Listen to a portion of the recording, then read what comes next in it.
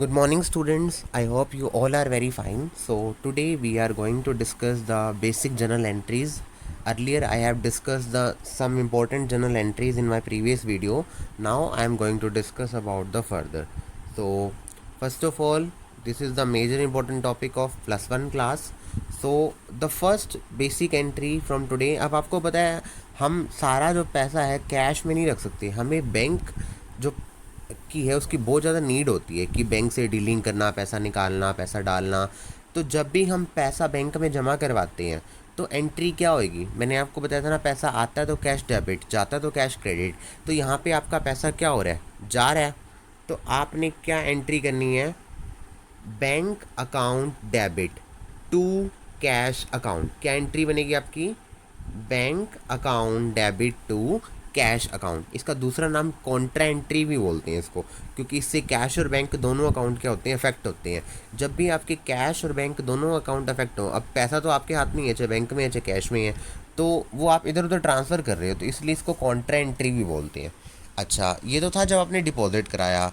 जब आपको ज़रूरत पड़ेगी तो आप क्या करोगे, विड्रॉल भी करोगे बैंक से पैसा। तो विड्रॉल करने की एंट्री क्या होगी हमारी, हमारी विड्रॉल करने की एंट्री होगी cash account debit to bank account, withdrawal from bank for office use. याद रखना, जब आप बैंक से ऑफिस यूज़ के लिए पैसा निकालोगे तभी आप ये एंट्री कर सकते हो कि कैश आ रहा है और बैंक में पैसा कम हो रहा है हमारा। बैंक बढ़ेगा तो डेबिट, याद रखना, बैंक जब बढ़ेगा तो डेबिट और जब घटेगा तो क्रेडिट। तो यहाँ पे हमारा बैंक बैलेंस क्या हो रहा है, लेस हो रहा है। तो जब डिपॉजिट करेंगे तो एंट्री होगी बैंक टू कैश और निकालेंगे तो कैश टू बैंक। अच्छा, उसी के बाद अगर हम कैश निकाल रहे हैं बैंक से हमारे पर्सनल यूज़ के लिए, पर्सनल यूज़ के लिए वर्ड बताया था मैंने आपको, क्या यूज़ करते हैं हम, ड्राइंग। लेकिन जब हम वो पैसा बैंक से निकालेंगे तो एंट्री क्या हो जाएगी, drawing account debit to bank account, cash withdrawn from bank for personal use. कि जब आप बैंक से पैसा निकाल रहे हो किसके लिए, अपने पर्सनल यूज़ के लिए निकाल रहे हो, तो that will be the entry of drawing account debit to bank account. Now move to our next entries. अच्छा, अब आपको पता है कोई भी बिजनेस मैन है तो उसे साथ साथ और सामान भी खरीदना पड़ेगा पैसे के अलावा। तो हमारी जो नेक्स्ट एंट्री होगी, मान लो वो कुछ चीज़ खरीद रहा है, बिल्डिंग खरीद रहा है, तो उसके पास क्या आ रही है, बिल्डिंग आ रही है और क्या जा रहा है, कैश जा रहा है। तो एंट्री क्या बनेगी, building account debit to cash account. क्या एंट्री होगी, building account debit to cash account, क्योंकि बिल्डिंग आ रही है और कैश जा रहा है। रियल अकाउंट का नेचर है ये हमारा। ओके, तो आपने इसी के अकॉर्डिंग चलना है। अगर बिल्डिंग की जगह प्लांट आ रहा होता तो आप एंट्री क्या करते हैं, plant account debit to cash. So next is, अब आप फर्नीचर बेच रहे हो, बेचोगे तो पैसा आएगा या जाएगा, आएगा। तो एंट्री क्या होएगी, cash account debit to furniture account. Furniture sold की एंट्री क्या बनेगी हमारी, cash account debit to furniture account. नीचे नरेशन भी लिखनी है, earlier I have told you furniture sold for cash.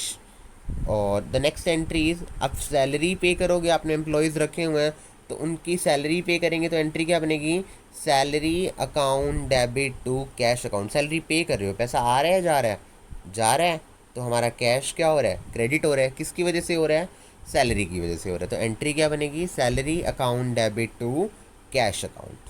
Hope so you have understand the entries. Now move to our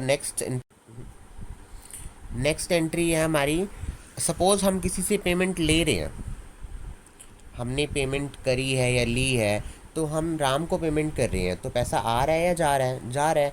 तो हम यहाँ पे क्या एंट्री करेंगे, Ram debit to cash account.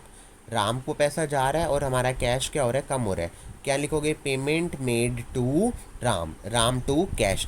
Ravi को दे रहे हो तो रवि टू कैश। जिसको भी दे रहे हो उस पर्सन का नेम आपने यहाँ पे क्या करना है, बस मेंशन करना है उसका नेम, जो भी नेम है उसका। Clear, okay.